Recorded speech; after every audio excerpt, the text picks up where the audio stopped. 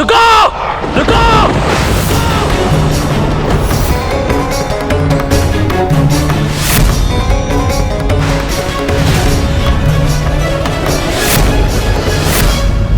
तुम यहाँ पुनः लौट आए। स्मरण नहीं पूर्व में क्या कहा था तुमसे? स्मरण है, भली भांति स्मरण है, पर इस बार मैं ऐसे नहीं जाऊंगा। इस बार मैं तुम्हें वो पाठ सिखाऊंगा कि जिसका स्मरण कर तुम सारी उद्दंडता भूल जाओगे। प्रतीत होता है तुम ऐसे नहीं मानोगे।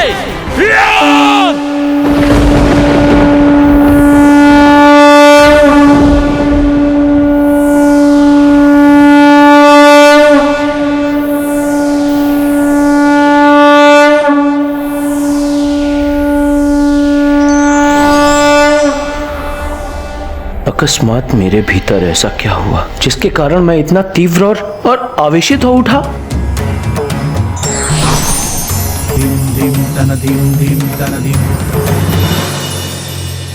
कैलाश में आपका स्वागत है भ्राता भौम।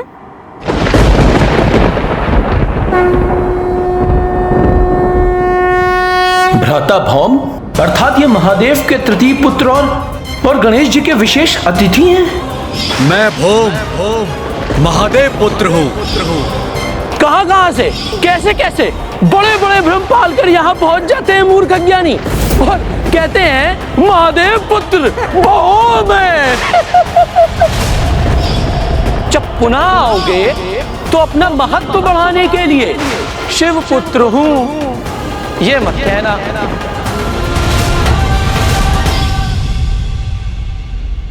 आपने उचित सुना नंदी जी, ये भौम जी है हमारे भ्राता।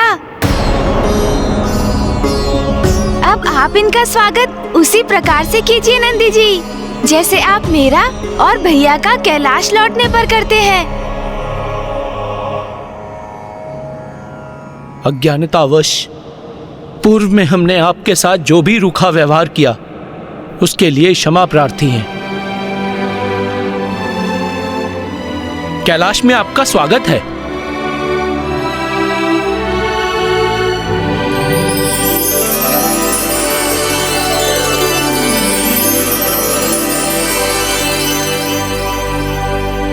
भ्राता भौम, अब माँ और पिताश्री से आपकी भेंट होगी। देखिएगा, आपको देखकर माँ अत्यंत आनंदित हो उठेंगी। मैं इस बात से बिल्कुल भी प्रसन्न नहीं हूँ नाथ। उमा, आप क्या कह रही हैं? ये मैं समझने में असमर्थ हूँ। गणेश और कार्तिकेय का एक और भ्राता आ रहा है आज, और कुछ ही समय में वो यहाँ पहुँचने भी वाला है। अब आप ही बताइए नाथ, ये सुनकर कैसा प्रतीत होना चाहिए मुझे? तो उस युवक से क्या कहूंगी, आप ही बताइए।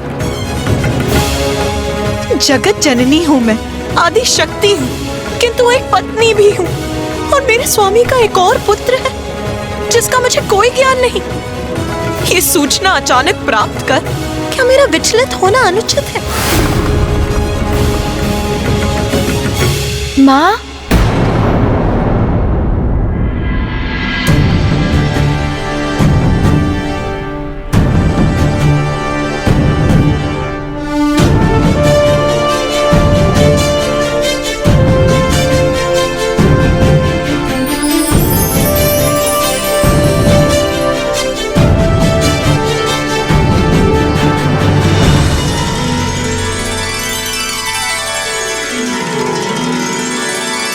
कितना तेजस्वी है ये युवक, कितना गरिमामय व्यक्तित्व है इसका।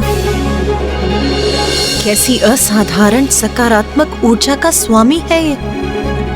कितना मंगल है ये, कितना मंगल है ये, कितना मंगल है ये, कितना मंगल है।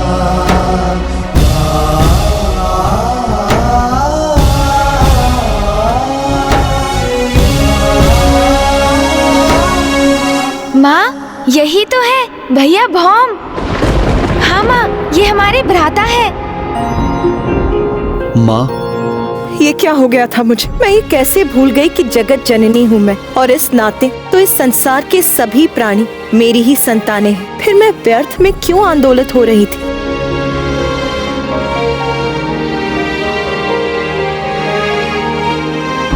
पुत्र भूम, उठो पुत्र। माता, महादेव, मैं भौम हूं, भूमि नंदन। और महादेव, आप ही मेरे पिता हैं। आपके रोष से आपके मस्तक पर जो श्वेत बूंद उत्पन्न हुई थी, उसी से मेरा जन्म हुआ है।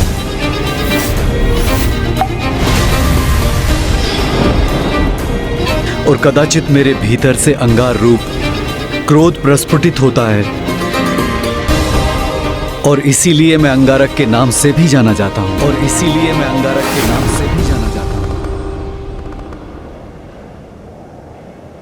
देवी पार्वती, मेरी कोई संतान नहीं थी, तो महादेव ने मुझ पर कृपा कर भौम को मुझे दे दिया। और माँ, मेरे जन्म दिवस पर भैया भौम कैलाश भी आए थे, किंतु कुछ गण ने उन्हें अपमानित कर कैलाश द्वार से ही लौटा दिया था। उन्हें भीतर नहीं आने दिया था माँ। हमें क्षमा कर दीजिए माता, वो गण हम ही थे। ज्ञात नहीं क्या हो गया था उस समय हमें, ऐसे जैसे किसी के प्रभाव से क्रोध हम पर छा गया हो।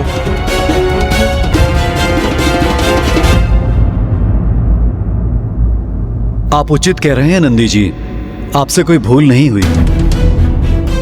आपने वैसा व्यवहार मेरी उग्र ऊर्जा से प्रभावित होकर किया।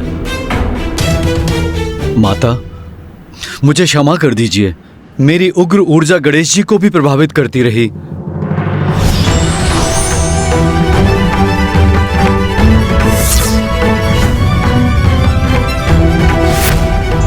आपके इस मनोहर रूप पर जिसकी भी दृष्टि पड़ेगी चंद्रदेव, वो कलंकित हो जाएगा।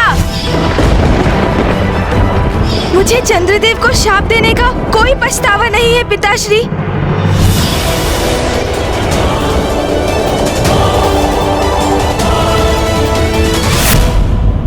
किंतु मेरा इसमें कोई दोष नहीं है। ये ऊर्जा तो स्वतः ही मेरे शरीर से उत्पन्न होती रहती है, और इसी ऊर्जा के कारण सदैव मेरी उपेक्षा होती है। उपेक्षा? और तुम्हारी? पुत्र, किसमें इतना साहस है कि वो तुम्हारी उपेक्षा करे? तुम्हें तो देखकर ही मेरे हृदय में सकारात्मक ऊर्जा का प्रवाह हुआ था, इसीलिए मैंने तुम्हें मंगल नाम से पुकारा। और आज से अभी से तुम सभी के द्वारा मंगल नाम से संबोधित किए जाओगे।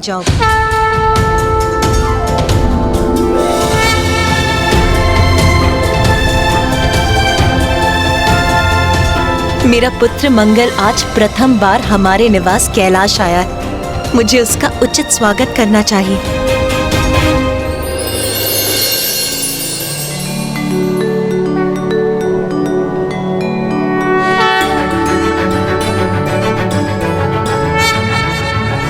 ओम धरणी गर्भ संभूतं विद्युत कांति समप्रभम् कुमारं शक्तिहस्तं च मंगलं प्रणमाम्यहम्। आयुष्मान भव पुत्र।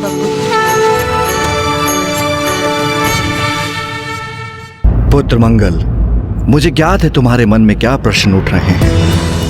मुझे तुम्हारी तपस्या का पूर्व में आभास हो चुका था, और मैं तुम्हारे तप से अत्यंत प्रसन्न हूं।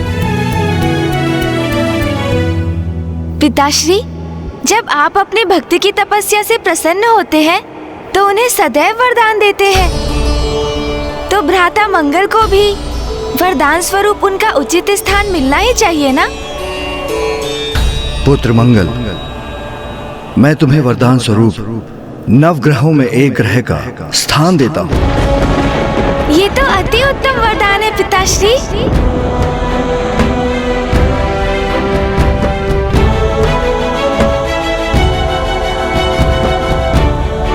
पुत्र मंगल, तुम चिंता मत करो, तुम्हारा स्थान तुम्हारी मां के साथ ही होगा। नवग्रहों में तुम अपनी मां देवी पृथ्वी के साथ ही रहोगे।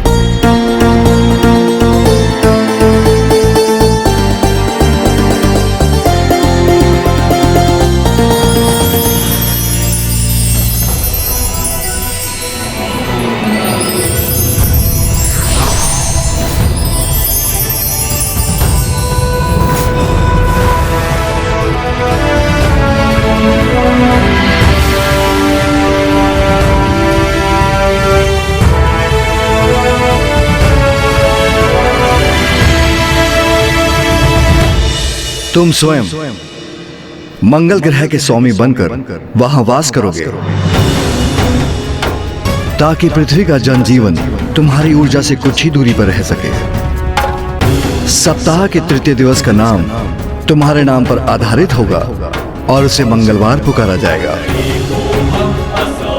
मंगल ग्रह प्राणियों के जीवन के पराक्रम, शारीरिक ऊर्जा, आत्मविश्वास, शक्ति, क्रोध, आवेश और वीरता शासित कार्यों का प्रतिनिधि करने वाला ग्रह होगा। बिना मंगल की शुभ दृष्टि के कोई भी प्रशासनिक अधिकारी, शासक अथवा वीर योद्धा नहीं बन सकेगा। तुम्हारा रत्न मूंगा होगा। प्रत्येक लाल वस्तु का संबंध तुमसे जुड़ा होगा और तुम्हारा वाहन भेड़ होगा।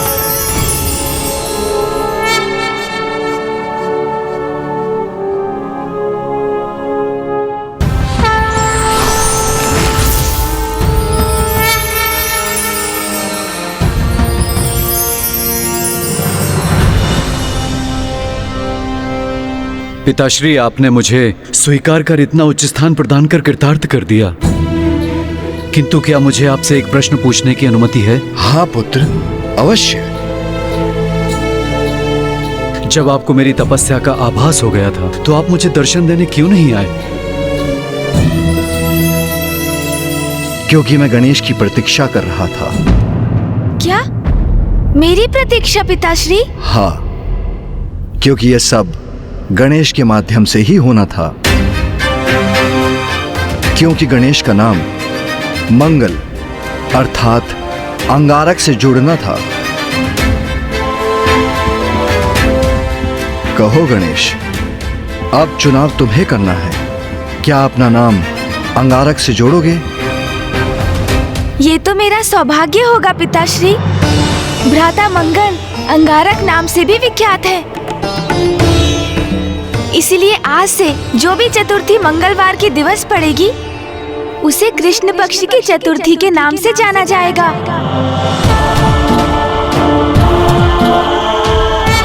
और अंगारक चतुर्थी का व्रत करने वाले को वर्ष भर की चतुर्थी का फल एक साथ प्राप्त होगा। भ्राता मंगल, आप भी मेरे ही समान एक योद्धा हैं, इसीलिए मैं भी आपको एक वरदान देता हूं। आज से आपका वार मेरा वार होगा। जो भी मंगलवार के दिवस मेरी पूजा करेगा, मैं यथाशीघ्र प्रसन्न होकर उसकी मनोकामनाएं पूर्ण करूंगा।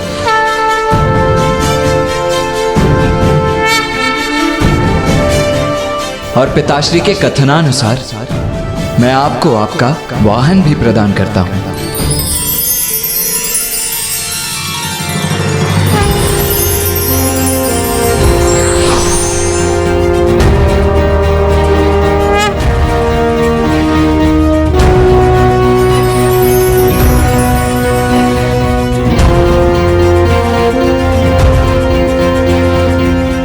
दीर्घ समय से अपने पिता का साथ पाने को आतुर था मैं, और आज ये मेरा परम सौभाग्य है कि न केवल मुझे अपने पिता का स्नेह आशीष प्राप्त हुआ, अपितु एक अत्यंत स्नेही परिवार भी मिला। और ये सब आपके कारण हुआ है गणेश जी। मैं आपसे इतनी ईर्ष्या करता था कि आपसे युद्ध करना चाहता था, किंतु आपने मुझे इतना सब प्रदान कर कृतार्थ कर दिया। भ्राता मंगल, जो भी होता है वो माँ और पिताश्री की इच्छा से ही होता है। समझिए, ये भी उन्हीं की ही लीला है। अब आप जाकर अपने दायित्व का कार्यभार संभालिए भ्राता।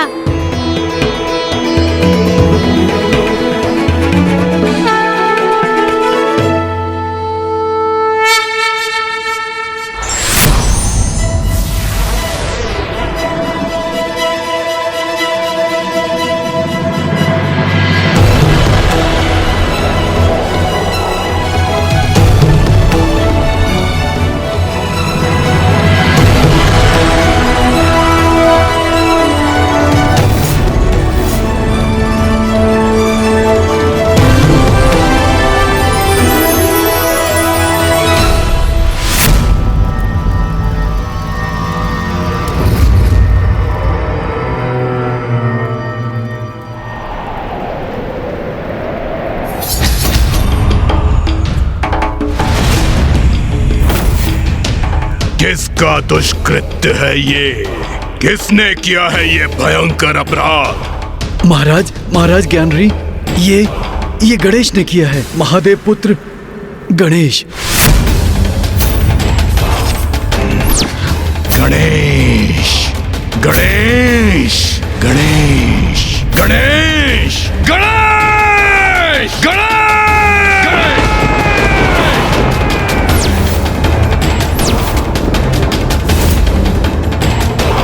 स्वामी,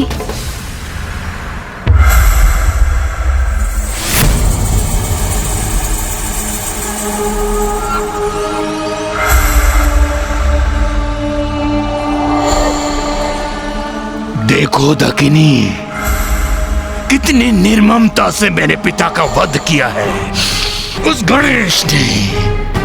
अब मैं उसे नहीं छोड़ूंगा जिसने मेरे पिता को मुझसे छीना है। अब उस गणेश को उसके पिता से छीनकर मैं उसे दूर कर दूंगा।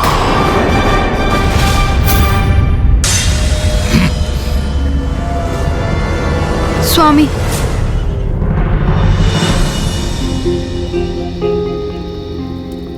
आपके पुत्र का जन्म होने वाला है। मैं चाहती हूँ कि तब तक आप मेरे साथ रहें। अपने पुत्र के जन्म के पश्चात आप अपना प्रतिशोध लेने अवश्य चले जाइएगा।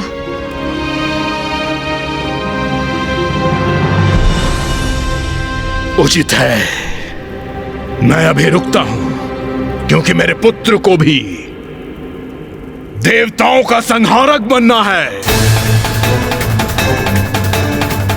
उसके नेत्र खुलते ही मैं उसे देवताओं के प्रति घृणा से भर दूंगा। मेरे पिता और मेरे समान देवताओं के लिए भयंकर शत्रुता का भाव होगा उसके मन में। मेरे पुत्र का जन्म होने ही वाला है दकिनी। वो भी देवताओं का अंत करने की प्रतीक्षा नहीं कर सकता। अब मैं गणेश को पराजित करूंगा और मेरा पुत्र देवताओं को।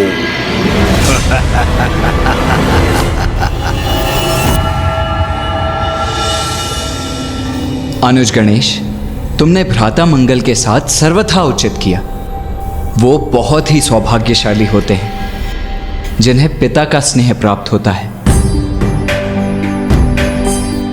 और तुमने भ्राता मंगल को पिताश्री से मिलाने का महान कार्य किया है। इसके लिए मुझे तुम पर गर्व है अनुज।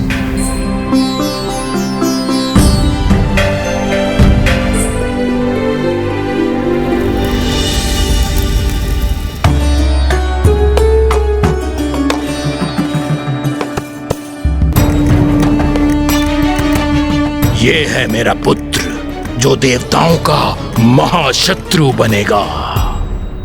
अपने पुत्र को नाम दीजिए स्वामी। ये मेरा पुत्र है, दुर्बुद्धि पौत्र, ज्ञानारी का पुत्र, जो मेरी और मेरे परिवार की परंपरा का उत्तराधिकारी बनेगा, जो देवताओं के प्रति हमारी शत्रुता का उत्तराधिकारी बनेगा। ये मेरा पुत्र है, सुबोध सुबोध सुबोध सुबोध सुबोध। मेरी अनुपस्थिति में हमारे पुत्र की उचित देखरेख करना, क्योंकि अब मेरे प्रस्थान का समय आ गया है।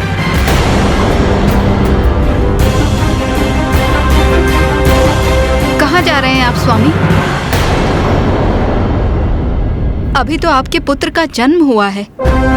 दकिनी, मैंने तुम्हें वचन दिया था अपने पुत्र के जन्म तक मैं यहां रुकूंगा, किंतु स्मरण रहे मेरे पिता के प्रति मेरा ऋण तुम्हारे और पुत्र सुबोध के प्रति मेरे कर्तव्य से कहीं बढ़कर है। अब मैं जाकर उस गणेश से अपने पिता का प्रतिशोध लूंगा। अब मैं तभी लौटूंगा जब मैं उसका वध कर चुका होऊंगा। वो मेरे पिता का वधिक है। गणेश गणेश गणेश।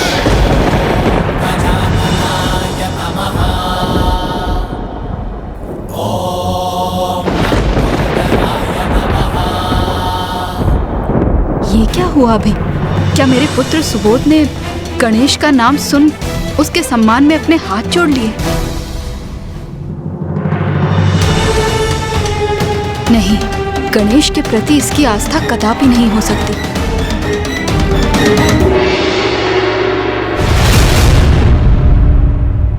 पुत्र गणेश, पुत्र मंगल को उसका उचित स्थान और अधिकार दिलाने में प्रमुख भूमिका निभाकर तुमने अत्यंत उत्तम कार्य किया है पुत्र। तुमने न केवल एक पुत्र को अपने पिता से मिलवाया, अपितु तुमने ये भी सुनिश्चित किया कि मंगल की ऊर्जा संसार के लिए हितकर होगी। हाँ माता, जब मेरी भी भ्राता मंगल से प्रथम भेंट हुई थी तो मुझे उनके क्रोध का आभास तो हुआ ही, किंतु उनके भीतर समाहित सकारात्मक ऊर्जा से भी मैं प्रभावित हुआ। हाँ माँ, और इससे अधिक आनंद की और क्या बात हो सकती है कि पिताश्री ने ब्रह्मांड में उन्हें उचित स्थान जो प्रदान किया है।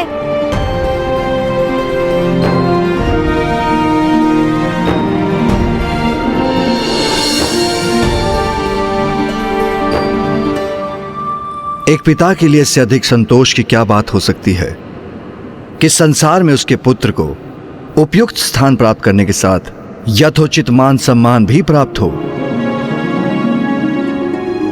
मुझे अपने सभी पुत्रों पर गर्व है। स्वामी, यदि अभी आपके और भी पुत्र शेष हैं जिनसे मैं अनभिज्ञ हूँ तो उनका परिचय भी दे ही दीजिए। उमा, मैं तो जगत पिता हूं। संपूर्ण जगत के सभी जीव मेरी संतान हैं। यदि मैंने अपने असंख्य पुत्रों का परिचय देना आरंभ किया तो उसका अंत ही नहीं होगा, तो मैं ध्यान कैसे करूंगा?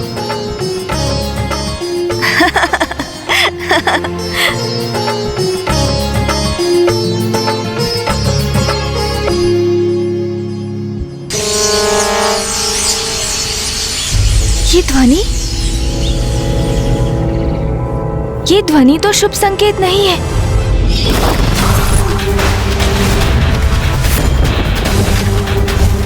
अब मैं जाकर उस गणेश से अपने पिता का प्रतिशोध लूंगा।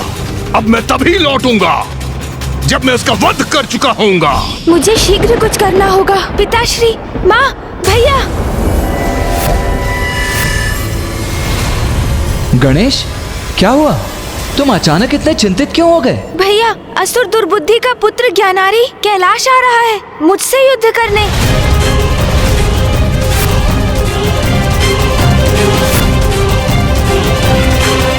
ये असुर कभी नहीं सुधरेंगे। आने दो उन्हें। इस संकट को उसके आरंभ से पूर्व ही समाप्त कर दूंगा मैं। नहीं भैया, रुक जाइए।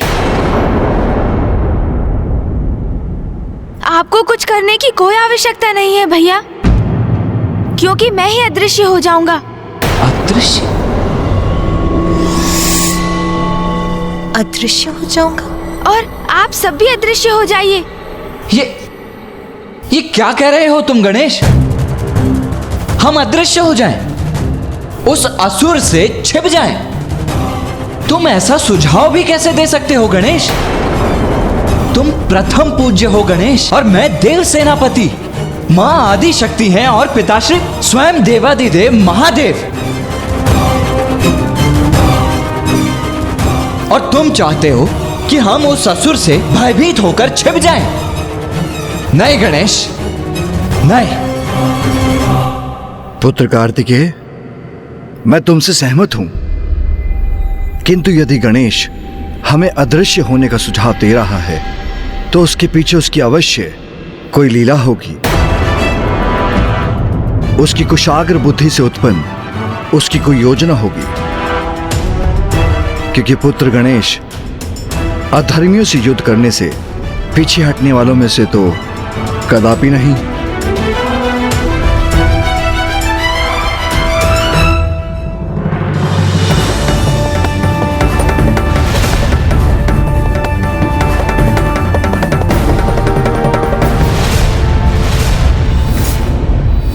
भैया, अब आप अभी मुझसे कोई प्रश्न मत पूछिए।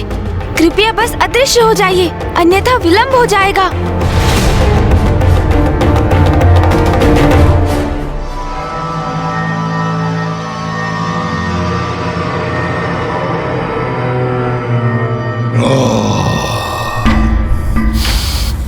ये है गणेश का निवास स्थान।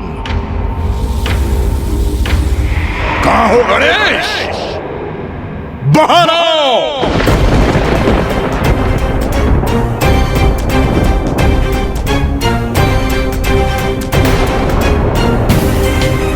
वो दुष्ट गणेश यहीं कहीं छिपा होगा। जाओ ढूंढो उसे।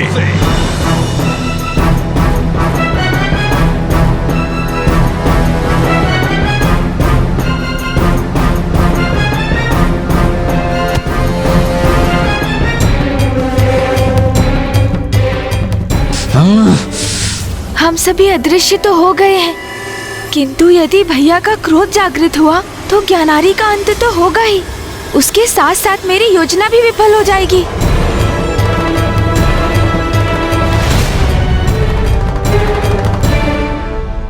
गणेश, मेरे पिता का वध करते समय तो भयभीत नहीं हुए तुम मुझसे क्यों छुपे हो? बाहर निकलो गणेश और सामना करो अपने काल का।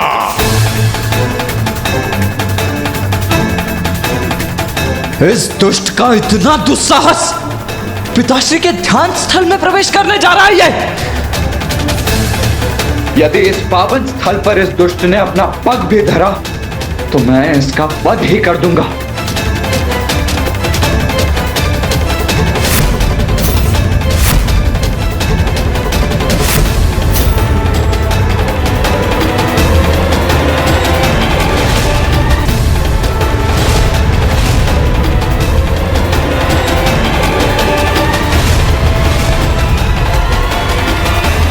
महाराज,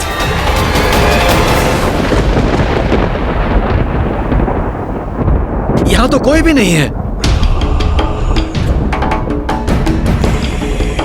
प्रतीत होता है तुम मेरे भय से कहीं भाग गए हो गणेश, किंतु भाग कर जाओगे कहां? संसार के किसी भी कोने में छुपे होगे, वहीं से ढूंढ के लाऊंगा तुम्हें।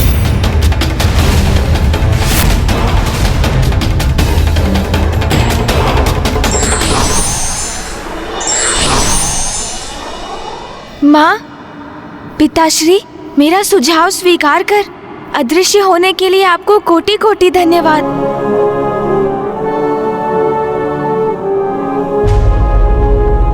भैया, रुक जाइए भैया, रुक जाइए। स्वामी, पुत्र कार्तिकेय इतने आवेश में क्यों है? उमा, कार्तिकेय एक योद्धा है। शत्रु को अपने पराक्रम से पराजित करना उसका धर्म है। शत्रु उसके निवास में प्रवेश कर उसके परिवार के निकट पहुंच चुका था, किंतु कार्तिकेय गणेश की योजना पालन करने हेतु उस शत्रु को युद्ध के लिए नहीं ललकार सका, उस असुर का वध नहीं कर सका। इसलिए उसका क्रोधित होना तो स्वाभाविक ही है। स्वामी, तो फिर मैं अभी जाकर कार्तिकेय को समझाती हूँ। नहीं उमा, गणेश उसके साथ गया है, तो इस स्थिति को उसे ही अपनी किसी विलक्षण युक्ति से संभालने दीजिए।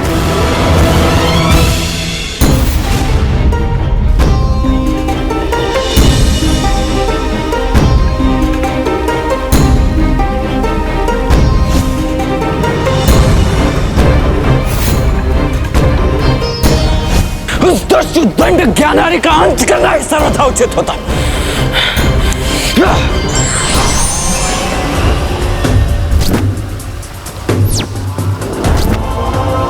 बाहर निकलो गणेश और सामना करो अपने काल का।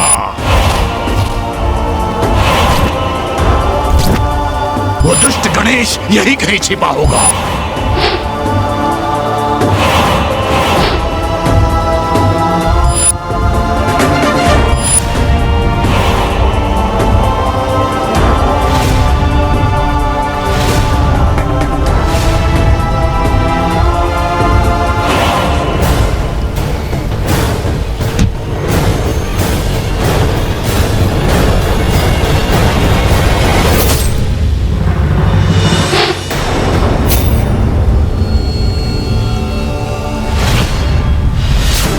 गणेश, मैं कह रहा हूं अपना ये परिहास बंद करो और मुझे मेरा दंड लौटा दो।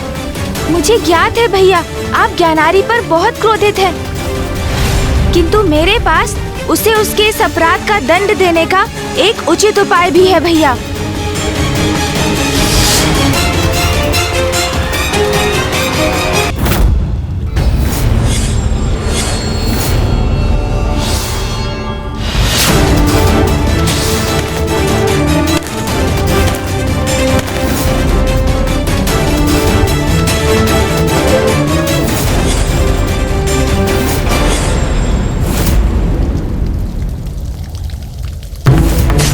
मुझे ज्ञात है ज्ञानारी को कैसे पराजित करना है। मुझे तत्काल बताओ अनुज। भैया आवेशित प्रतीत होते हैं, मुझे इनके क्रोध को शांत करना होगा। मैं आपको मेरी योजना बताता हूँ, किंतु आप अकेले में ये क्या प्रशिक्षण ले रहे हैं? गणेश, मैं कह रहा हूँ अपना ये परिहास बंद करो और मुझे मेरा दंड लौटा दो। यदि आप अपना दंड चाहते हैं भैया, तो स्वयं क्यों नहीं ले लेते? लीजिए लीजिए लीजिए लीजिए। उचित है फिर। यदि तुम ये क्रीड़ा करना ही चाहते हो तो मैं भी तैयार हूं, किंतु यदि आहत हो गए तो मुझे दोष मत देना। क्या भैया, आप बातें बहुत करते हैं, दंड तो लेकर दिखाइए। अच्छा, तो अब पकड़ कर ही दिखाता हूं।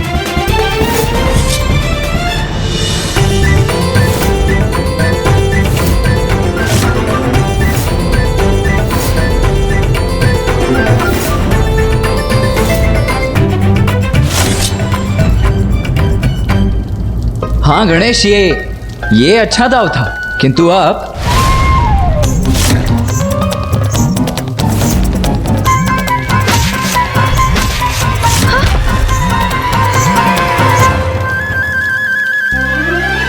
उत्तम, अति उत्तम गणेश।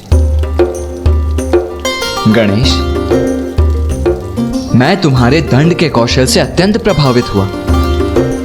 तुम में गति है, चपलता भी। तुम इतनी दक्षता से गतिशील होते हो जैसे मानो तुम्हारे लिए कितना सरल है। किंतु गणेश, अगली बार बस इतना ध्यान रखना कि दंड को ऐसे नहीं, ऐसे पकड़ना, ताकि तुम्हारा प्रतिद्वंदी उस पर अपनी पकड़ ना बना सके। समझ गया भैया, समझ गया। किंतु आप ये बताइए, मेरी दक्षता और मेरे कौशल से आपका क्रोध समाप्त हुआ? गणेश, तुम मेरे अनुज हो और साथ ही मेरे प्रथम पूज्य भी। और यदि मेरा प्रथम पूज्य मुझे कोई आदेश देगा तो मैं उसका पालन अवश्य करूंगा। किंतु तुम्हारा अग्रज होने के साथ साथ मैं एक योद्धा भी हूं गणेश। इसीलिए मुझे ये ज्ञात करने का अधिकार भी है कि तुम क्यों नहीं चाहते कि हम उस उद्दंड ज्ञानारी से युद्ध करें। क्योंकि भैया, जब ज्ञानारी के पिता दुर्बुद्धि का प्राणांत हो रहा था तो उन्होंने मुझसे कहा था, मेरे बाद मेरा पुत्र तुमसे युद्ध करेगा, उसके पश्चात उसके पुत्र। ये युद्ध निरंतर चलता रहेगा। दुर्बुद्धि ने अपने पुत्र ज्ञानारी के हृदय में देवताओं के प्रति घृणा का बीज बोया। वो हमसे घृणा करता है, फिर उसका पुत्र भी ऐसा ही करेगा। और यही ऐसी घृणा की परंपरा पिता से पुत्र को प्रदान की जाएगी और पीढ़ी दर पीढ़ी चलती रहेगी। यदि इसी प्रकार उसके पिता के पुत्र और उसके भी पुत्र से ऐसे ही युद्धरत रहे तो घृणा और ये युद्ध की श्रृंखला तो ऐसे ही स्थापित रहेगी। तुम सर्वथा उचित कह रहे हो गणेश, किंतु असुरों और देवताओं के संघर्ष की परंपरा तो इतिहास के आरंभ से चली आ रही है। इसीलिए मुझे तुम्हारा आशय समझने में कठिनाई हो रही है। तुम कहना क्या चाहते हो, करना क्या चाहते हो, ये स्पष्ट तो करो। भैया, आप उचित कहते हैं। अनेक सदियों से असुरों ने देवताओं के प्रति द्वेष का ही भाव रखा है, किंतु इस परंपरा में मूल परिवर्तन लाने का, असुरों को ये समझाने का कि देवता उनके शत्रु नहीं, इसका अवसर है हमारे पास। हम उनकी घृणा को स्नेह में परिवर्तित कर सकते हैं भैया। और इसका आरंभ हम ज्ञानारी के अल्पायु पुत्र सुबोध से कर सकते हैं।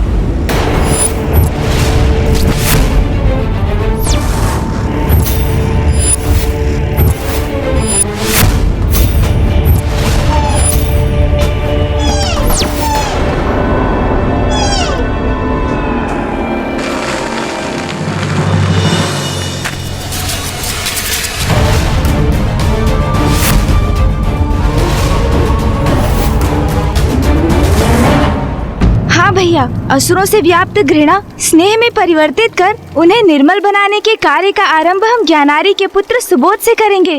ज्ञानारी ने अपने पुत्र में देवताओं के प्रति द्वेष प्रचुर मात्रा में भर दिया है, किंतु यदि हम चाहें तो हम बालक सुबोध को उसकी आसुरी प्रवृत्ति से रिक्त कर उसे सात्विक बना सकते हैं। और यदि हम ऐसा करने में सफल हो गए तो फिर देवता और असुर शांति के साथ विचरण कर सकेंगे। भैया गणेश, शांति से मुझे भी कोई विरोध नहीं है, किंतु किसी असुर को उसकी आसुरी प्रवृत्ति से दूर ले जाना, उसे सन्मार्ग पर चलने की प्रेरणा देना बड़ा ही विकट कार्य है। और इसमें सफलता प्राप्त करने के लिए कोई उपाय भी है तुम्हारे पास? हाँ हाँ है ना, किंतु उसका उपाय तो आप हैं भैया। ज्ञानारी के पुत्र बालक सुबोध को भी हिंसा करने में आनंद आने लगा है।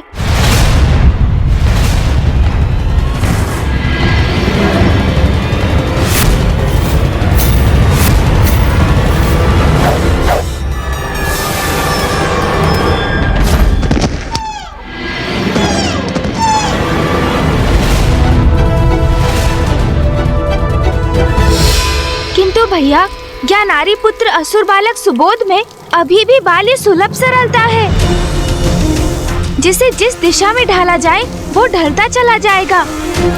इसलिए भैया, यदि उसे उचित मार्गदर्शन प्राप्त हो तो उसे घृणा के इस बीज को उसके भीतर पनपने से रोका जा सकता है। और ये हम कैसे करेंगे गणेश? हम नहीं, ये आप करेंगे भैया, आप करेंगे उसका मार्गदर्शन।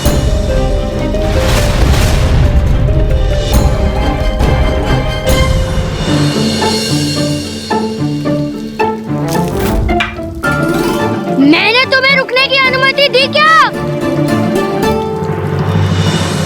मुझे पाठ सिखाने चले थे असुर युवराज सुबोध को। ये बनेंगे वो भी मेरे गुरु। भैया, आप एक उत्कृष्ट गुरु हैं। आप कितने धैर्यवान हैं। अभी कुछ ही समय पूर्व हम आपस में ही उलझ रहे थे, किंतु मुझसे क्रोधित अथवा मेरे साथ स्पर्धा में बहने के स्थान पर आप मेरा ही मार्गदर्शन कर मुझे विजय की युक्ति समझा रहे थे। हाँ गणेश, ये अच्छा दाव था। इसी प्रकार आप सुबोध को ज्ञान देंगे भैया, उसे ईश्वर का परिचय देंगे, उसे आदिशक्ति, महादेव, ब्रह्मदेव एवं श्री हरि नारायण सबकी महिमा का बोध कराएंगे। गणेश, तुम चाहते हो कि मैं बालक सुबोध को शिक्षा प्रदान करूं, किंतु उसके लिए तो मुझे उसके साथ समय व्यतीत करना होगा ना। और ये संभव कैसे होगा? वो एक असुर राजकुमार है। उसकी माता अपने पुत्र को किसी के साथ ऐसे कहाँ छोड़ेगी? अब युक्ति का विचार तो आप ही कीजिए भैया, मैं तो चला भोजन करने।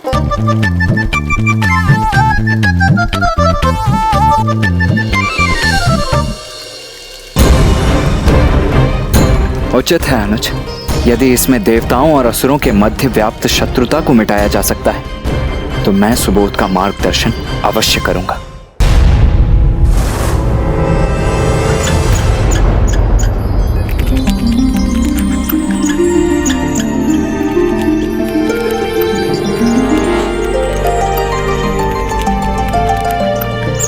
ये गिलारी यहाँ शांति से बैठ के अपना भोजन कर रही है, ये तो अनुचित है।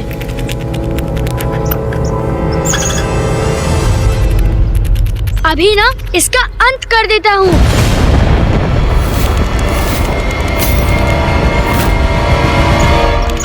अरे रुको, कहाँ भाग रही हो? रुको, अरे रुको तो, कहाँ भाग रही हो?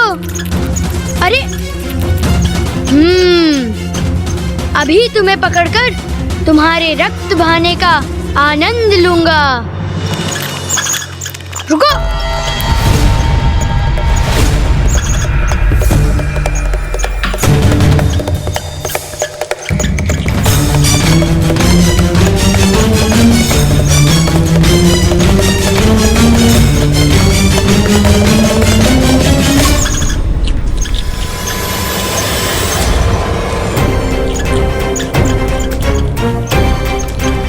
अरे रुक, अरे ये अरे भाग गई। उस दुष्ट गिलहरी का पीछा करते करते ये मैं कहाँ पहुँच गया?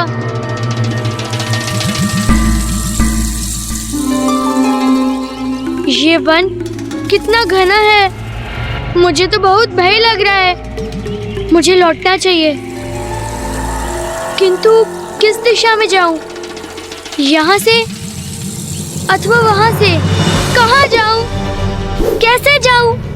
किस दिशा में लौटूं?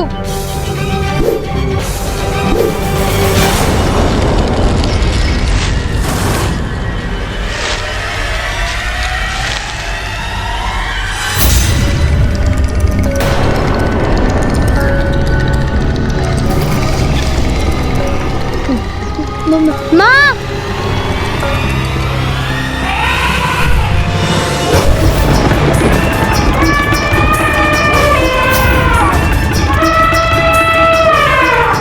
ये माँ का है वंचक, इसका सामना मैं कैसे करूँगा?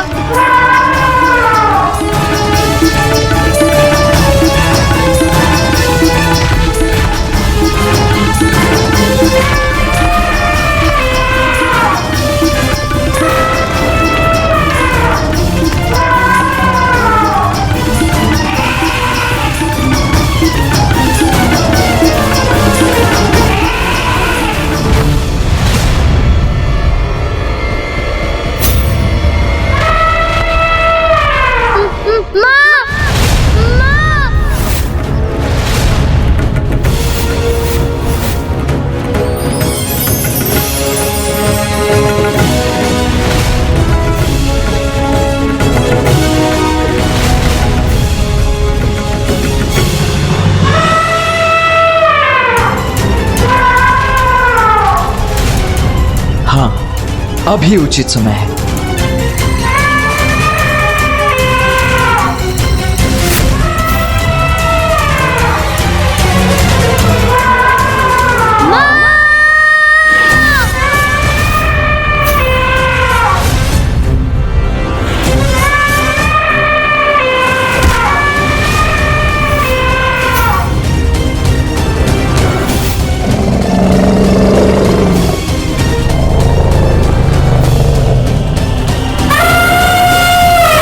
इतना बल, वो भी एक साधारण गज में।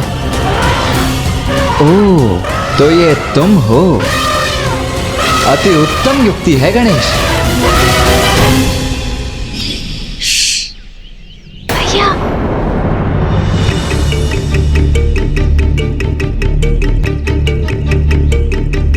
गणेश, तुम यहाँ? ओह भैया, मुझे भली भांति ज्ञात था आप सुबोध तक पहुँचने की युक्ति नहीं सोच सकेंगे। देखिए ना, आप तो अभी भी यहीं खड़े हैं, इसलिए मैं स्वयं ही यहाँ पहुँच गया, ये सोचकर कि क्यों ना आपकी सहायता ही कर दूं। अच्छा, वहाँ कैलाश में तो बड़ी बड़ी बातें कर रहे थे कि भैया युक्ति आप सोचिए, मैं तो चला भोजन करने। अब यहाँ आए बिना तुमसे रहा भी नहीं गया ना। क्या करूँ भैया, अत्यंत उदार और कोमल हृदय है जो मेरा, इसीलिए आपकी कठिनाई को सरल बनाने चला आया। अच्छा, आप सचेत रहिए और आगे देखिए। क्यों? ऐसा क्या करने जा रहे हो तुम? क्या करना है ये तो उचित समय आने पर स्वतः ही आपको ज्ञात हो जाएगा भैया। बड़ी शक्ति आ गई है ना तुम में।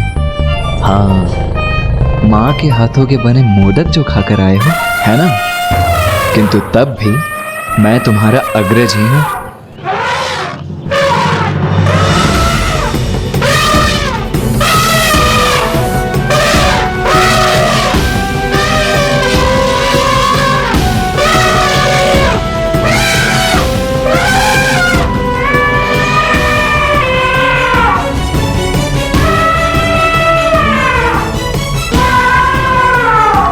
भैया, आपको भी अपनी शक्ति का प्रदर्शन करना ही था ना, तो अब वो मुझे भी करना ही होगा।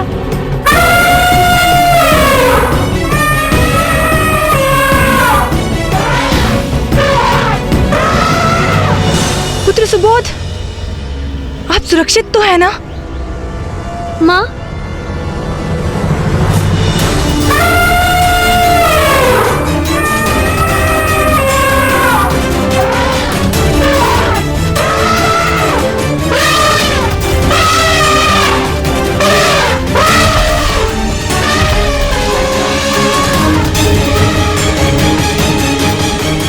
इस गज को शांत कर दिया इन्होंने। गणेश, अब इस क्रीड़ा का अंत भी कर देते हैं। हाँ भैया।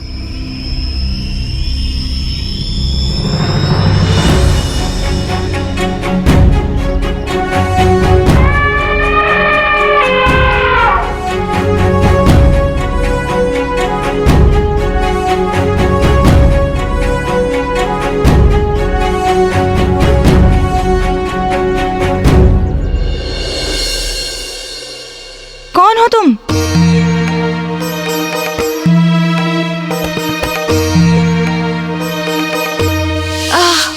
भैया ने कितना परिश्रम करा दिया मुझे कैलाश शीघ्र पहुंचकर अपना उदर पुनः भरना होगा। मैंने पूछा कौन हो तुम?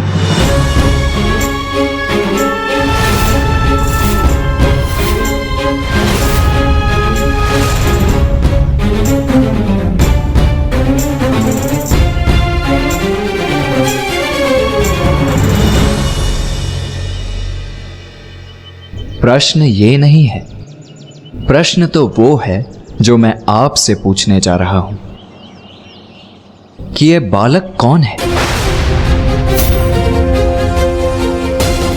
और इसके भीतर इतना अहंकार और ऐसी घृणा का वास क्यों है?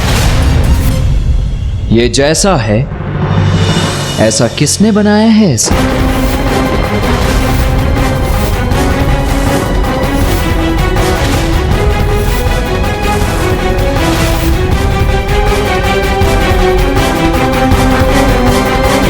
ऋषिवर, मैं असुर महारानी दकिनी हूं और ये मेरा पुत्र असुर महाराज ज्ञानारी का पुत्र है।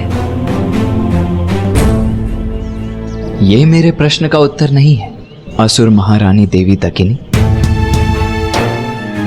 आपने मुझे अपना पद और समाज में अपना स्थान बताया, किंतु मेरा प्रश्न तो ये था कि ये बालक कैसे गुण धारण कर रहा है?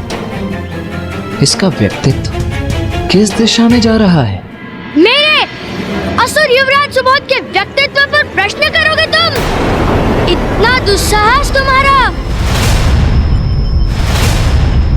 जब दो बड़े गंभीरता से परस्पर संवाद कर रहे हो तो बालकों को मध्य में बोलने की धृष्टता कदापि नहीं करनी चाहिए। समझ गए ना बालक?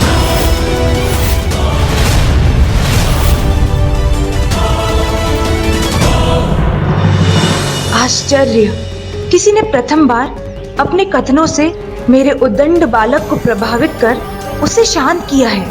कौन है ये ऋषि? ऋषिवर, मेरे पुत्र सुबोध को हमारे संवाद में उसके इस असमय हस्तक्षेप के लिए क्षमा करें।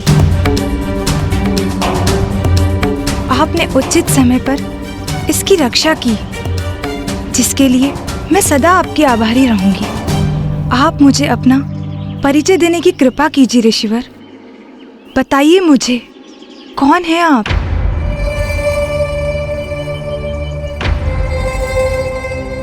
मैं ऋषि स्कंद हूं देवी। अपना तप संपन्न कर मैं अपने गुरुकुल के लिए एक उपयुक्त स्थान ढूंढ रहा हूं। ऋषिवर, तब तो आपकी चिंता का निवारण हो गया। आप अपना गुरुकुल यहीं स्थापित कर लीजिए। इसी प्रकार मेरे पुत्र सुबोध को आपसे शिक्षा प्राप्त करने का सौभाग्य भी प्राप्त होगा। माँ, पूर्व में ही मेरे दो गुरु हैं, तो मुझे किसी अन्य गुरु की क्या आवश्यकता? और वैसे भी ऐसा क्या है जो कोई गुरु मुझे सिखा सकता है? मुझे तो सब ज्ञात है। बालक सुबोध, यदि तुमने अपने गुरुओं के सिखाए पाठ को आत्मसात किया होता तो तुम्हें अवश्य ज्ञात होता कि कोई शिष्य अपने गुरु का चुनाव नहीं करता, अपितु यह तो शिष्य का सौभाग्य होता है कि उसका उचित गुरु उसको शिष्य के रूप में स्वीकार करता है।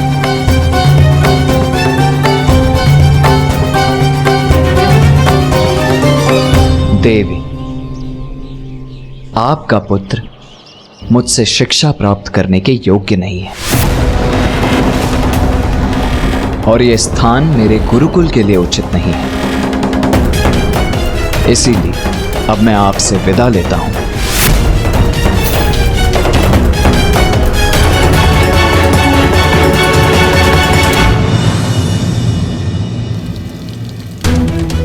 संपूर्ण देव और असुरों का भविष्य अब आपके ही हाथ में है भैया। आशा है इस बार आप बिना युद्ध किए ही विजयी होंगे। पुत्र, मैं तुम्हारी माँ हूँ जो तुम्हारे भविष्य को सर्वश्रेष्ठ बनाना चाहती है। अपने लिए नहीं, अपनी माँ के लिए अपने अहंकार का परित्याग कर दो और सम्मान सहित ऋषिवर को रोक लो। आवश्यकता तो नहीं, किंतु माँ मुझसे निवेदन कर रही है तो रोक लेता हूँ इन्हें। ऋषिवर,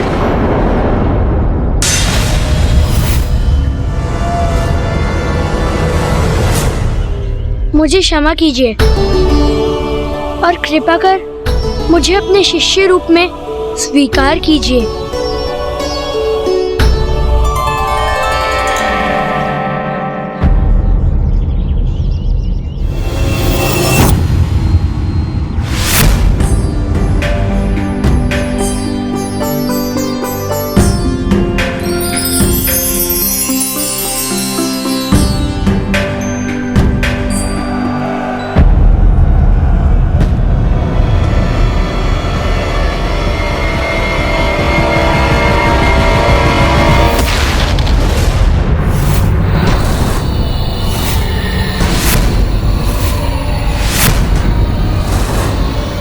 ज्ञानहारी, तुम यहाँ क्यों आए हो? ब्रह्मदेव, आज प्रश्न आप नहीं मैं पूछूंगा। बताइए मुझे, कहां है गणेश? कहां छिपा है वो? ये तो बड़ी उत्तम बात है ज्ञानहारी। तुम्हारा गणेश को ढूंढना तो सर्वथा उचित है। गणेश को ढूंढना तो ईश्वर को ढूंढने के समान है और ईश्वर को ढूंढना तो प्रत्येक प्राणी का परम लक्ष्य होना चाहिए। प्रवचन नहीं ब्रह्मदेव, उत्तर चाहिए मुझे। मैं किसी ईश्वर को ढूंढने नहीं निकला हूं, गणेश चाहिए मुझे। बताइए कहां स्थित है वो? आइए आइए ऋषिवर, गुरुकुल में आपका स्वागत है। ऋषि स्कंद, अब से आपको यहीं इसी गुरुकुल में स्थित रहना है। देवी, मुझे वन में ज्ञात हुआ था कि बालक सुबोध के 2 गुरु पूर्व से ही हैं। उन दोनों का तो कार्य यहाँ से समाप्त हो गया नवीन गुरुदेव।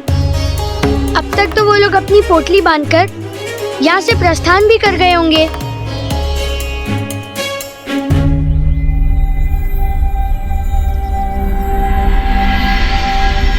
महारानी दकिनी,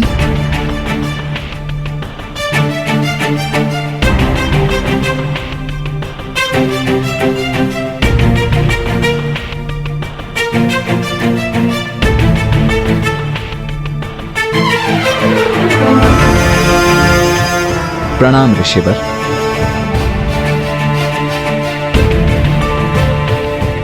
प्रणाम प्रणाम।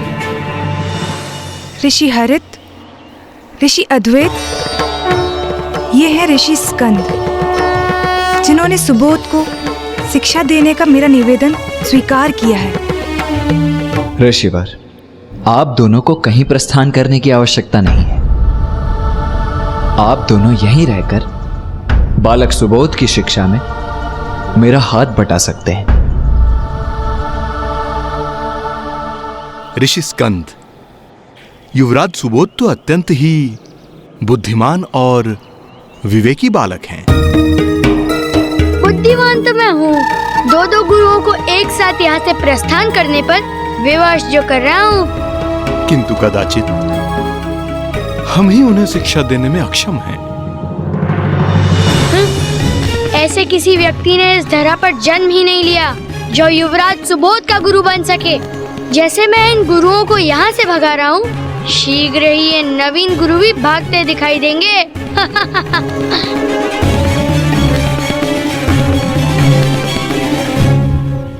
सुबोध, ऋषि हरित और ऋषि अद्वैत के चरण स्पर्श कर उनसे आशीष प्राप्त करो। मैं चरण स्पर्श करूं इनका?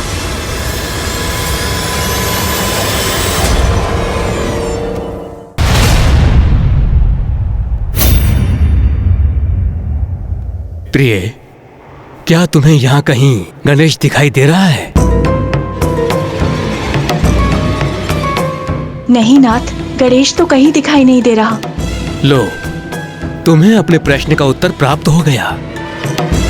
गणेश तो यहाँ ब्रह्मलोक में कहीं नहीं है। बस!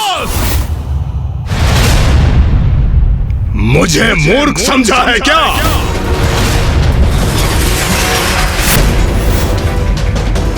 गणेश से तो मैं बाद में निपट लूंगा। वैसे भी मुझे सभी देवताओं का अंत करना है। तो क्यों न मैं आप दोनों से ही आरंभ करूं? क्यों न मैं आप दोनों से ही आरंभ करूं? क्यों न मैं आप दोनों से ही आरंभ करूं?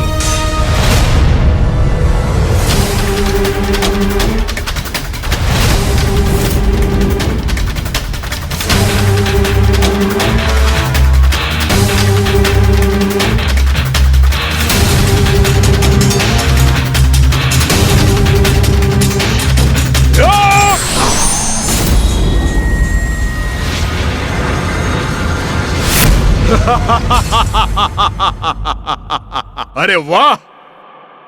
इतना भीषण आतंक है मेरा कि सभी भयाक्रांत हो रहे हैं मुझसे।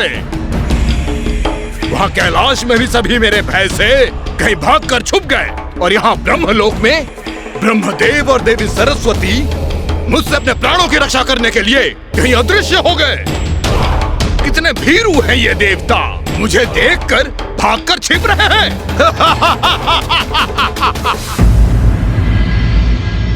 ये तुम्हारे गुरु रहे हैं। इन्होंने तुम्हें शिक्षा प्रदान की है और अब तुम एक नवीन गुरु के साथ अपनी शिक्षा की नवीन यात्रा प्रारंभ कर रहे हो। इसीलिए अपने गुरुओं का आशीष प्राप्त करना तो तुम्हारे लिए अति आवश्यक है। आपको ज्ञात भी है आप क्या कह रहे हैं? आप मुझे, असुर युवराज सुबोध को, इनके चरण स्पर्श करने के लिए कह रहे हैं? कदापि नहीं।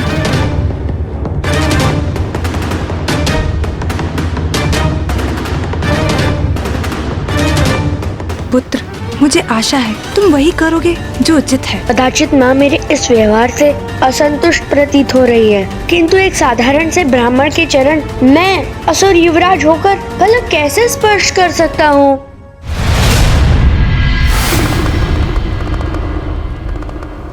पुत्र गणेश, तुम्हारे सुझाव पर हम ब्रह्मलोक से अदृश्य होकर यहाँ आ गए।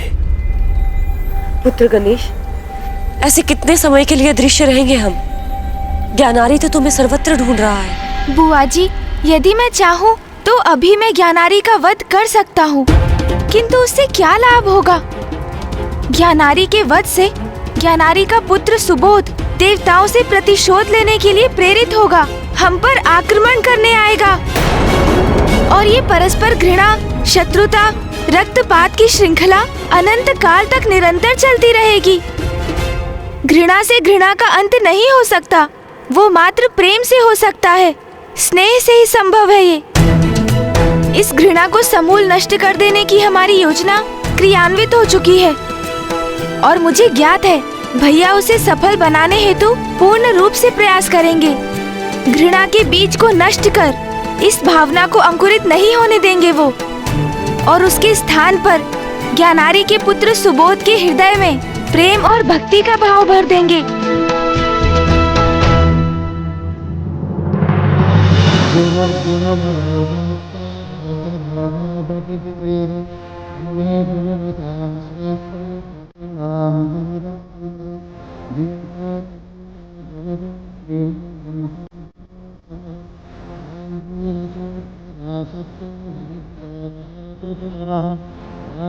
ये मैं क्या करने जा रहा हूँ?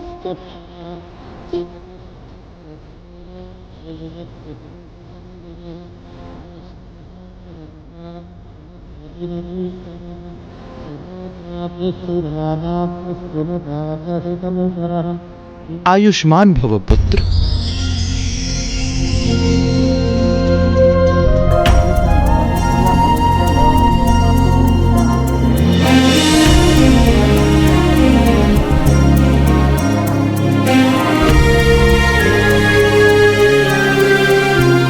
समयार्थ रहो, संपन्न रहो, समृद्ध रहो।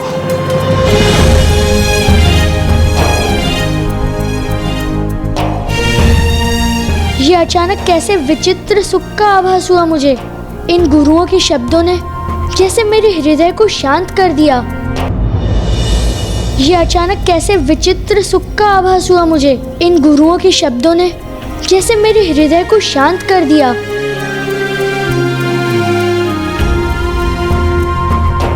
मैंने आप दोनों गुरुओं को बहुत कष्ट पहुंचाया है, किंतु फिर भी आपने मुझे आयु, समृद्धि और संपन्नता का आशीष दिया।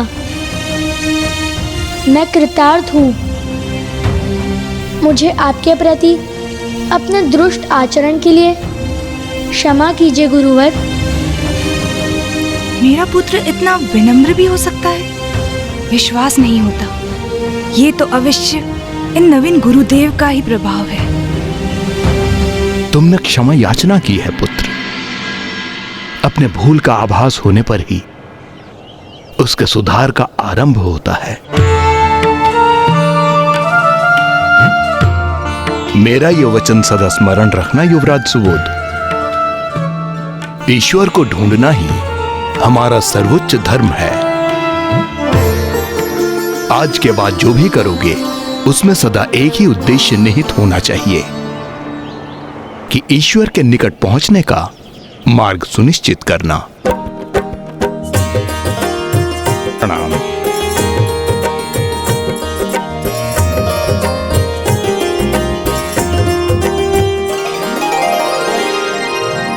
पुत्र सुबोध, तुम्हारे नेत्रों में ये अश्रु क्यों? ये तो मुझे ज्ञात नहीं है नवीन गुरुदेव, किंतु जब गुरु हरित और गुरु अद्वैत मुझे आशीष दे रहे थे तब मुझे एक विचित्र सुखमय शांति का आभास हुआ। जैसे मेरे भीतर एक अच्छी ऊर्जा उत्पन्न हो रही हो, और अब जब वो प्रस्थान कर रहे हैं तो एक विचित्र से दुख का भी आभास हो रहा है मुझे। पुत्र सुबोध, जब हम कोई अनुचित कर्म करते हैं, किसी को आहत करते हैं, किसी को सताते हैं, तो हमारे भीतर एक क्षणिक आनंद की अनुभूति होती है, किंतु वो आनंद स्थायी नहीं होता, क्योंकि किसी अन्य की पीड़ा से उस आनंद का अनुभव स्थायी रह ही नहीं सकता। व्यक्ति को वास्तविक आनंद की अनुभूति तो तब होती है जब हमारे कर्मों से किसी अन्य को आनंद का आभास हो। वो सुख और शांति स्थायी होते हैं। ये क्या सत्य है? ये तो मेरा परम सौभाग्य है कि गुरु रूप में ऋषि स्कंद स्वयं मेरे समक्ष आ गए। अब मेरे पुत्र को योग्य गुरु का मार्गदर्शन प्राप्त हुआ है। अपने पुत्र की शिक्षा दीक्षा देखकर स्वामी भी कितने प्रसन्न होंगे।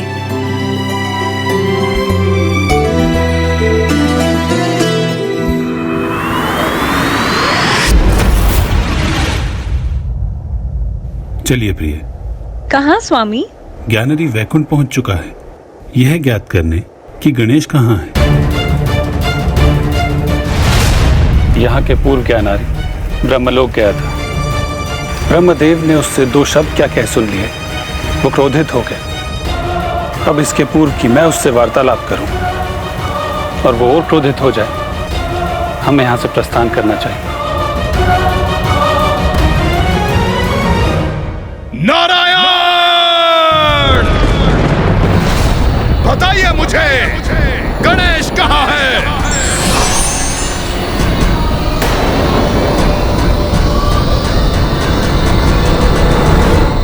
पुत्र सुबोध, आज से तुम्हारा शिक्षण प्रारंभ होगा, किंतु उसके पूर्व तुम्हें स्वयं को प्रमाणित करना होगा कि तुम उसके योग्य हो।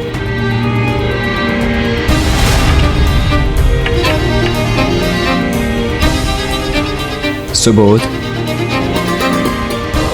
गुरुवर, ये प्रवचन मुझे अरुचिकर प्रतीत होता है। इनमें मेरा ध्यान नहीं लगता। तो तुम्हारी रुचि किसमें? मुझे तो युद्ध करना बहुत भाता है। मैं इन सभी बालकों को युद्ध में बड़ी सरलता से परास्त कर सकता हूँ। अच्छा, तब तो हमें वही करना चाहिए जिसमें तुम्हारी रुचि है ना? हाँ।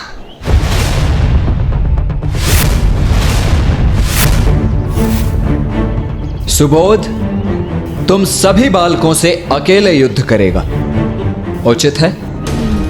तुम सभी अपने अपने अस्त्र अपने हाथों में धारण कर लो।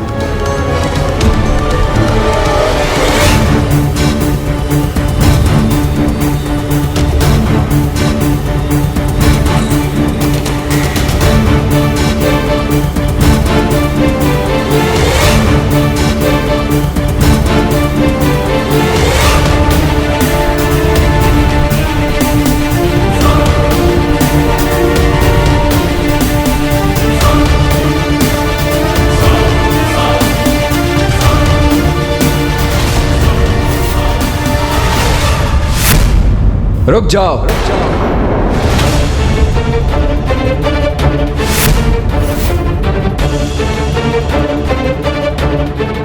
सुबोध, तुम आज काठ के खड़क से ही युद्ध करोगे और तुम सभी अन्य बालक वास्तविक खड़क का उपयोग करेंगे। ये कैसा अन्याय है गुरुवर? मैं युवराज हूँ और मैं वास्तविक खड़क का प्रयोग करता हूँ। मेरे गुरुकुल में तुम युवराज नहीं, मात्र मेरे शिष्य हो। और वैसे भी यह तो तुम्हारा ही कथन था ना कि तुम्हें युद्ध करना भाता है। तो क्या हुआ? यदि इतने ही पराक्रमी वीर हो तो काट के ही खड़क से युद्ध करो इनसे। काट का खड़क है तो क्या हुआ? मैं तो इसी खड़क से इन सभी को धूल चटा दूंगा।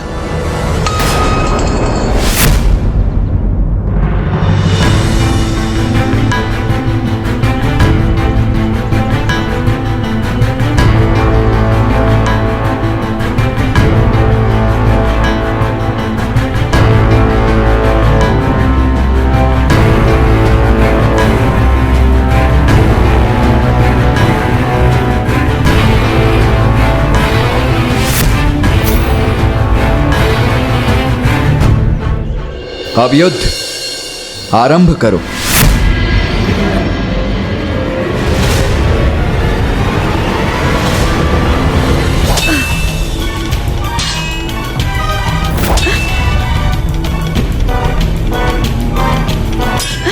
बालकों, स्वयं को रोको मत, वार करो, युद्ध करो।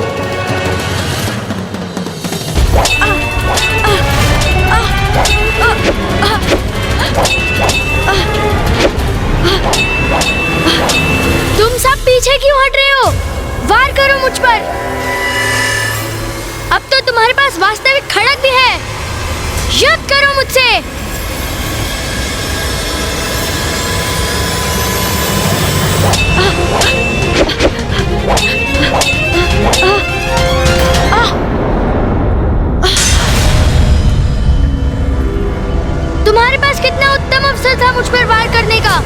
फिर रुक क्यों गए? कहीं आप आहत ना हो जाए।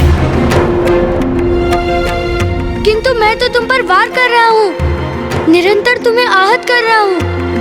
और आज से पूर्व भी जब भी हमने युद्ध का अभ्यास किया है तो मैंने तुम्हें वास्तविक खड़ग से आहत किया।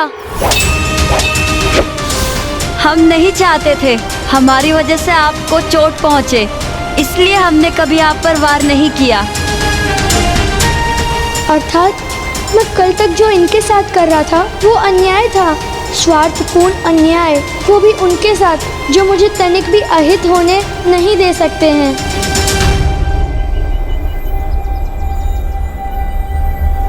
मेरे विचार से आज के लिए यह अभ्यास पर्याप्त है।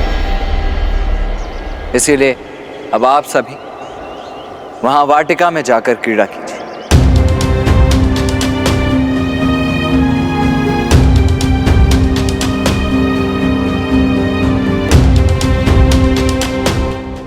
क्या हुआ पुत्र सुबोध, ऐसे स्तब्ध क्यों खड़े हो?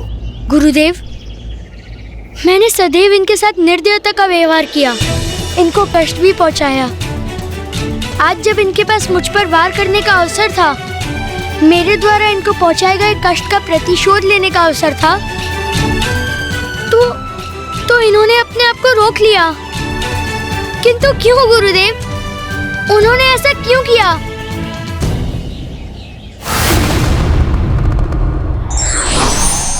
प्रणाम मामा श्री। प्रणाम मामी जी। लो पुत्र गणेश, हम भी वैकुंठ से यहाँ आ गए। अब बताओ क्या करना है? मामा जी, मुझे विश्वास है अब ज्ञानारी स्वर्ग लोक जाएगा। देवताओं से मेरे बारे में प्रश्न करेगा। कदाचित वो क्रोधवश उन पर आक्रमण भी कर दे और देवता उसके प्रति उत्तर में उससे युद्ध करेंगे। किंतु यही तो नहीं चाहते हो पुत्र गणेश तुम, कि देवताओं में और असुरों के मध्य एक बार और युद्ध हो? हाँ फूफा जी, इसीलिए तो मुझे अभी इसी क्षण देवराज इंद्र के पास जाकर इस विषय में चर्चा करनी होगी। मुझे तत्काल देवराज इंद्र और अन्य देवताओं को जाकर ये समझाना होगा कि हिंसा का प्रत्युत्तर हिंसा से नहीं अपितु प्रेम और स्नेह से दिया जाना चाहिए, तभी मेरी युक्ति सफल होगी।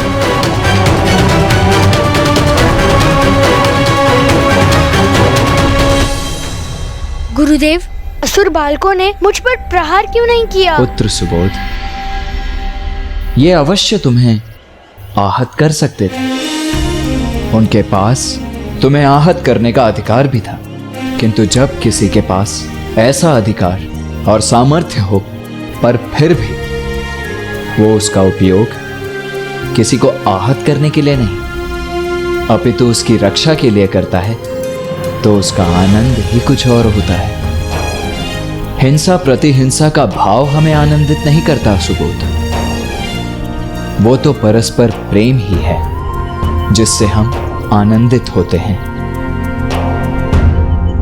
अब तुम अपने अहंकार से रिक्त हो चुके हो बालक सुबोध, और मेरे शिष्य बनने के लिए तैयार भी हो चुके हो। इसीलिए अब मैं तुम्हें अपने शिष्य के रूप में स्वीकार करता हूं। गुरुदेव, मैं आपका शिष्य बना, ये तो मेरा सौभाग्य है। तुम्हारी शिक्षा कल भोर से ही आरंभ होगी। मेरा ये वचन सदा स्मरण रखना युवराज सुबोध, ईश्वर को ढूंढना ही हमारा सर्वोच्च धर्म है। कौन है वो ईश्वर? सर्वप्रथम हम उस प्रश्न का उत्तर ढूंढेंगे जो इस समय तुम्हारे मन में चल रहा है। ये आपको कैसे ज्ञात है कि मेरे मन में एक प्रश्न उठा है? इसकी चर्चा भी हम कल भोर में ही करेंगे।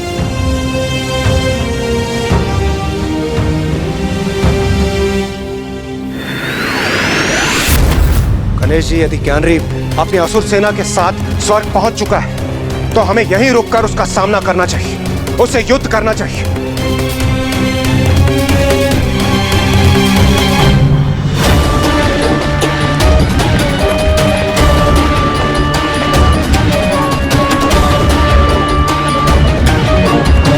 देवराज इंद्र, इसका सदैव स्मरण रखिए कि आज के पूर्व भी अनेकों असुर स्वर्ग पर आक्रमण कर यहाँ अपना अधिकार स्थापित कर चुके हैं, किंतु अंततः उनकी पराजय ही होती रही है, क्योंकि दुष्टता और बुराई का अंत होना तो निश्चित ही है। हम ज्ञानारी से युद्ध कर सकते हैं, उसका वध भी कर सकते हैं, किंतु फिर उसका पुत्र प्रतिशोध लेने यहाँ आएगा और हम उसका भी वध कर देंगे। फिर उसका पुत्र आएगा और ये श्रृंखला फिर निरंतर चलती रहेगी। देवराज इंद्र। इंद्रदेव, स्वर्गलोक को असुरक्षित छोड़कर यहाँ से पलायन करने की इच्छा मेरी भी नहीं है, किंतु गणेश जी का कथन भी सर्वथा उचित है। घृणा और शत्रुता का अंत युद्ध से नहीं होगा। गणेश जी ने एक योजना निर्धारित की है, हमें उसका अनुसरण करना चाहिए। देवराज इंद्र, देखो कौन आया है तुमसे भेंट करने। मैं असुरराज ज्ञानारी।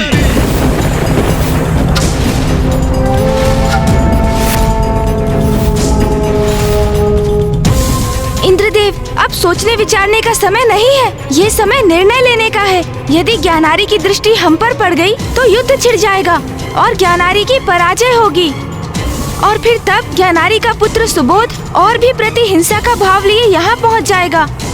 नहीं देवराज, हम ये युद्ध छिड़ने नहीं दे सकते। कहाँ छिपे हो तुम देवता? ब्रह्मदेव, नारायण, यहाँ तक कि महादेव भी मुझे देखकर भाग निकले हैं। मुझे नहीं ज्ञान था तुम देवता मुझसे इतने आतंकित हो।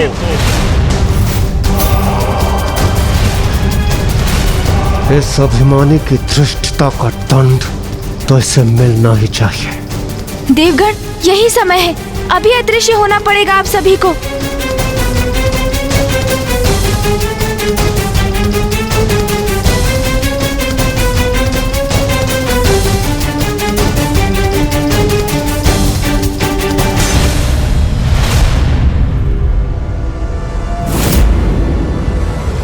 यहाँ भी कोई नहीं है, अर्थात यहाँ से भी सब भाग खड़े हुए हैं। हाँ, भीरू देवता।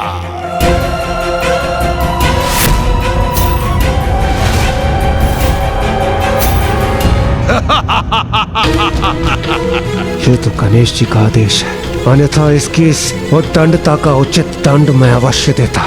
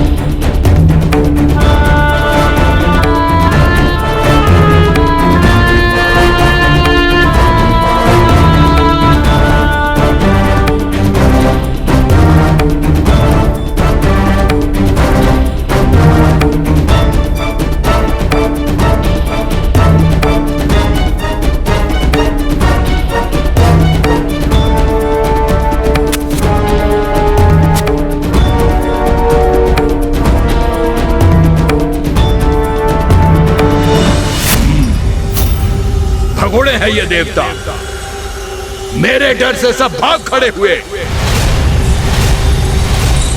देखिए पिताश्री, मैंने अपना प्रतिशोध पूर्ण किया।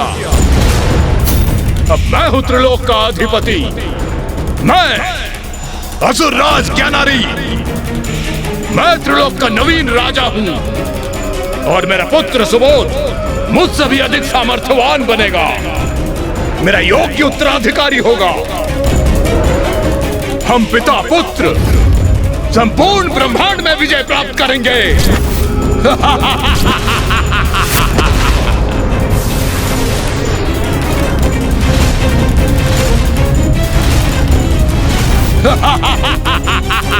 असुर महाराज ज्ञानारी की, असुर महाराज ज्ञानारी की, असुर महाराज ज्ञानारी की, असुर महाराज ज्ञानारी की।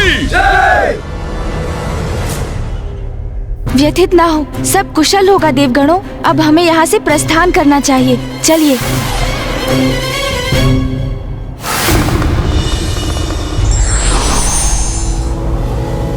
भैया, अब हमारी योजना की सफलता, विनाशकारी युद्ध श्रृंखला का अंत, सब कुछ आप पर ही निर्भर करता है अब।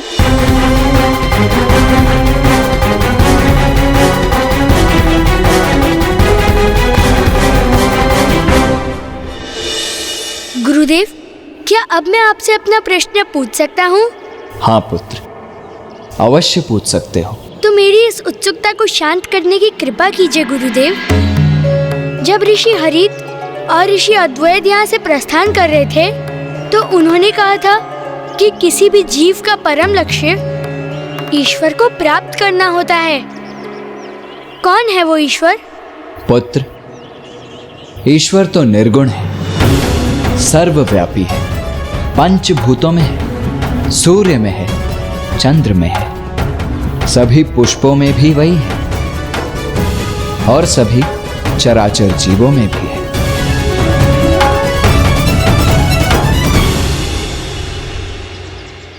तो गुरुवर, क्या ईश्वर इस नन्ही सी चींटी में भी है? हाँ पुत्र, ईश्वर तो ब्रह्मांड के कण कण में समाहित है। वो तुम में है, मुझ में है, उस गिलहरी में भी है जिसे तुम कष्ट पहुंचाने का प्रयास कर रहे थे, और उस गज में भी जिसने वन में तुम पर आक्रमण किया था। गुरुवर, आपका ये कथन तो अत्यंत ही रोचक है। आपने कहा कि ईश्वर निर्गुण है, वो सब में है, किंतु क्या उनका कोई अपना स्वरूप नहीं? कभी कभी समय के अनुसार सृष्टि को जब उनकी आवश्यकता होती है, तो ईश्वर सगुण रूप भी धारण करते हैं। सगुण रूप धारण करते हैं? जैसे उनका सबसे सुंदर, सबसे मनमोहक और अद्भुत रूप श्री विघ्नहर्ता गणेश जी। गणेश जी? कौन है वो और वो कैसे दिखते हैं? अर्धनारीश्वर रूप में आदि शक्ति एवं महादेव प्रकट होते हैं, जो समस्त सृष्टि के कारक एवं कारण है। उनके इस रूप का अर्थ है ईश्वर ना तो मात्र स्त्री शक्ति है और ना ही मात्र पुरुष शक्ति, अपितु वो उनसे भी सर्वोच्च है, जिनका कोई लिंग या आकार नहीं होता, और उन्हीं निराकार परम ब्रह्म के स्वरूप है विघ्नहर्ता श्री गणेश। गणेश जी के नेत्रों में अद्भुत चमक है, उनके मस्तक पर शुभ्र कांति है और उनकी अति सुंदर सूंड भी है। उनका रूप, उनका सौंदर्य मनमोहक, अतुलनीय है। गणेश प्रथम पूज्य देव हैं, जिसका अर्थ है किसी भी पूजा में सर्वप्रथम उनकी ही पूजा होगी। वो बुद्धि के देवता हैं और देवताओं के रक्षक भी। वो सहज भक्ति भाव से ही प्रसन्न भी हो जाते हैं। प्रथम पूज्य होने के पश्चात भी वो बहुत ही नटखट भी हैं। वास्तव में वो तो एक बालक ही है। गुरुवर, मैं भी गणेश जी को देखना चाहता हूँ, उनके दर्शन करने को इच्छुक हूँ। अवश्य पुत्र, गणेश जी के दर्शन हेतु तुम्हें उनके मंत्र का उच्चारण करना होगा, और उनके मंत्र का उच्चारण तुम तब तक नहीं कर सकोगे जब तक तुम उसके प्रत्येक अक्षर में डूब नहीं जाओगे। मैं करूंगा जाप, अपनी पूरी निष्ठा और भक्ति से। उचित है। ओम गं गणपतये नमः। ओम गण गणपते नमः। ओम गं गणपतये नमः। ओम गण गणपते नमः। ओम गण गणपते नमः। ओम गण गणपते नमः। असुर महाराज ज्ञानारी की, असुर महाराज ज्ञानारी की।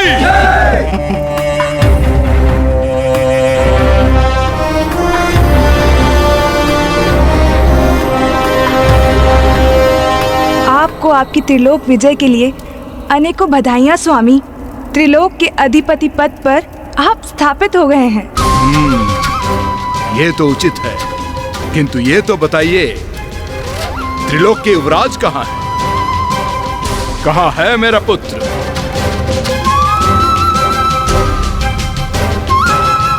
आपको ज्ञात है स्वामी, सुबोध को एक नवीन गुरु प्राप्त हुए हैं। जब से उन्होंने उसे शिक्षा देना आरंभ किया है, कितने परिवर्तन आ गए हैं उसमें।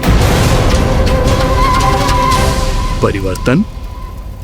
कैसा परिवर्तन? अब वो बहुत भोर से उठकर नियमित रूप से अपने पाठ सीखने जाता है। संपूर्ण दिवस ध्यान लगाकर वो एकाग्रता से शिक्षा प्राप्त करता है। अब तो उसका क्रोध भी शांत हो गया है। हाँ, अब वो अन्य बालकों को प्रताड़ित भी नहीं करता है, अपितु उनकी सहायता करता है। अब तो वो मांसाहारी भोजन भी नहीं करता है। क्या? अर्थात ये गुरु मेरे पुत्र की आसुरी प्रवृत्तियां नष्ट कर रहा है।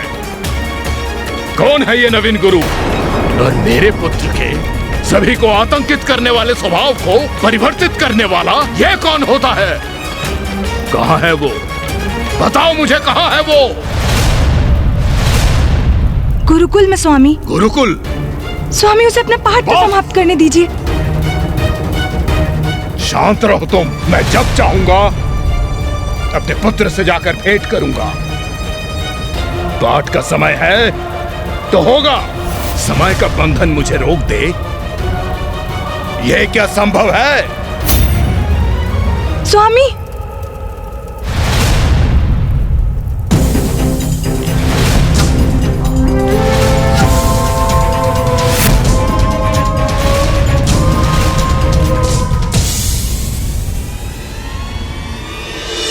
ज्ञानारी अब भैया से भेंट करने जा रहा है। यदि ज्ञानारी ने उनसे कुछ अनुचित कह दिया तो भैया आवेशित हो उठेंगे।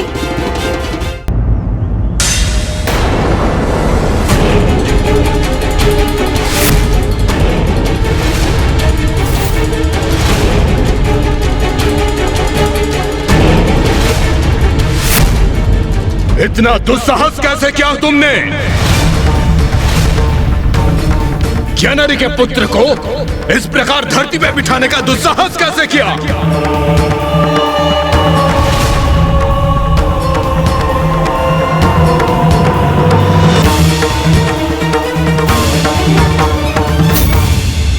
हे ऋषि, मेरा प्रश्न नहीं सुना तुमने? लोक विजेता असुर राज ज्ञानारी के पुत्र को इस प्रकार धरती पे बिठाने का दुस्साहस कैसे किया तुमने? ऐसी दृष्टि गाड़े मुझे क्यों ताक रहे हो? मौन क्यों हो? मेरे प्रश्न का उत्तर दो। पिताश्री, प्रणाम पिताश्री।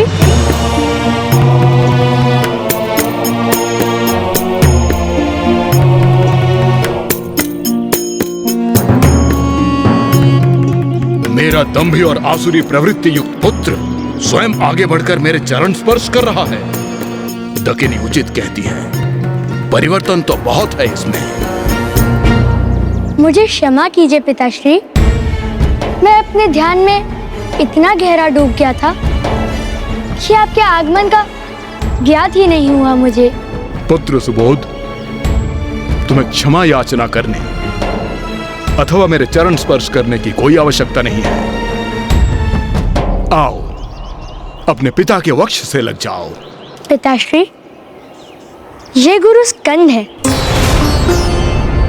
और इन्होंने मुझे सिखाया है जो सुख पुत्र को अपने पिता के चरण स्पर्श करके प्राप्त होता है वो सुख अतुलनीय है। और आज आपकी चरण रज अपने मस्तक पर धारण कर मुझे उसी सुख का अनुभव हुआ है पिताश्री। मैं कृतार्थ हो गया।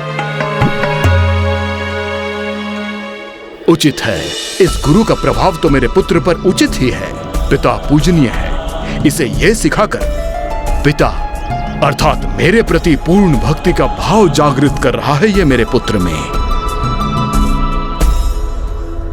अच्छा, और क्या सिखाया है ये तुम्हारे नवीन गुरु ने?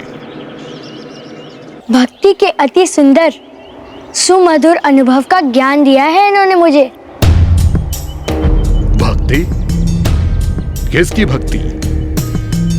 ईश्वर की भक्ति। और कौन है तुम्हारा ईश्वर? वही ईश्वर पिताश्री जो सर्वत्र है, सर्वस्व है, सब में है, सब कुछ है, आप हैं।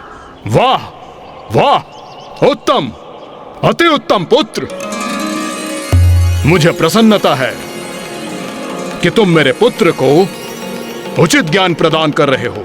मैं तो मात्र एक माध्यम हूं, पुत्र सुबोध को सत्य की दिशा में अग्रसर करने का। पुत्र, क्या तुम अपने ईश्वर के प्रत्यक्ष दर्शन करना चाहोगे? पिताश्री क्या मुझे गणेश जी के दर्शन करवाने जा रहे हैं? उनके दर्शन कर तो मुझे अत्यंत आनंद आएगा। अवश्य पिताश्री। आओ, तो फिर विलंब किस बात की, चलो मेरे साथ। जाओ वत्स। उन 4 शब्दों का मंत्र तुम्हें प्रदान कर मैंने तुम्हें समस्त सृष्टि का ज्ञान दिया है। अब मेरे उस पाठ का सदा स्मरण रखना, तो कोई भी कठिनाई तुम्हें स्पर्श तक नहीं कर पाएगी, क्योंकि अब ईश्वर सदैव तुम्हारे साथ है। हाँ हाँ, वो तो है, ईश्वर सदैव सुबोध के साथ है।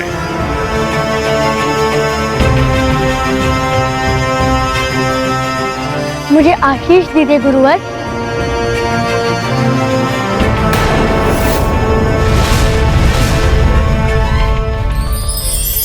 आयुष्मान भव पुत्र। मेरा पुत्र किसी अन्य के समक्ष झुके, ये असहनीय है मेरे लिए। चलो पुत्र, मैं आज अति गौरवान्वित अनुभव कर रहा हूँ, क्योंकि मेरा पुत्र अब मुझे ईश्वर तुल्य समझने लगा है। मैं अति उत्साहित हूँ कि पिताश्री स्वयं मुझे उन वास्तविक भगवान के दर्शन करवाने ले जा रहे हैं, जहाँ स्वयं गणेश जी हैं। सुबोध, तुम्हारा आगे का मार्ग अनेक कठिनाइयों से भरा होगा, किंतु तुमने गणेश जी का नाम अपने हृदय में धारण किया है, तो अब उनकी वही भक्ति तुम्हारी शक्ति भी बनेगी।